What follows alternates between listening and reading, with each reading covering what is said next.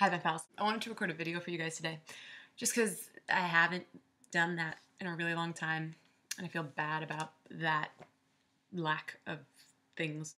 I just want to say hi. That's about it. I don't really know what to say because I always feel like I need something to, a specific thing to talk about. I don't know why. 420 is tomorrow. That's a thing. And I'm gearing up for all the weird posts and probably a text from my brother with multiple expletives in it because that's probably what he's gonna send me. The first 420 that I ever remember being significant to my life in any way, shape, or form, or knowing what 420 was also my most recent interesting 420, because last year it didn't mean anything. Senior year of high school, 420 also happened to be Earth Day, and so my friends and I went to Earth Day in Balboa Park, and it was also 420. And Luke told us not to eat the French fries, except we ate some random French fries, and they were good, but they weren't laced with anything, so yay. Also, this was my senior year of high school, and I had never, ever smelled marijuana ever before. And so my friend Luke took me and just me, I think. Was it just me? I don't know. Anyway, my friend put me in a spot and he was just like, smell. And I did. And he was like, do you smell that kind of smell? And I was like, yeah. And he was like, there you go. That's marijuana. I was like, okay, now I know. It was a really fun day. I remember kilts and yoga. And Mitchell was there, wasn't he? Damn. Ugh, long time ago. This 420 is entirely different from that one. And that's interesting. Side note, this is completely off topic, but there needs to be a swiv for marijuana.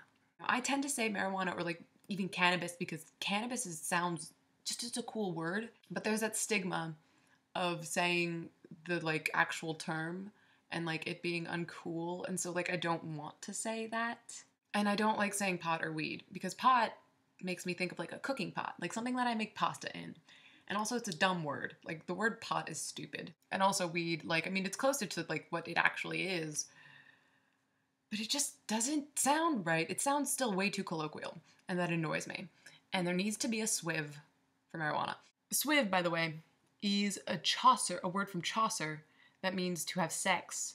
And it is perfect because it's not to fornicate or to copulate, but it's also not to do it or to bump uglies or to come out of a hyacinth field with your hair wet.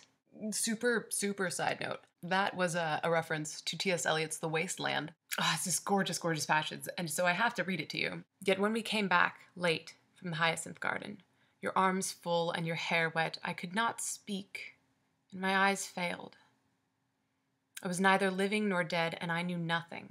Looking into the heart of light was silence. And that is gorgeous. It took me 10 rereadings of just that passage to understand how beautiful that passage is, and just mind-numbingly... And I've been reading T.S. Eliot's The Wasteland for weeks now. I've been trying to figure it out for a really long time, and it's still, I'm not even 25% there. Wow.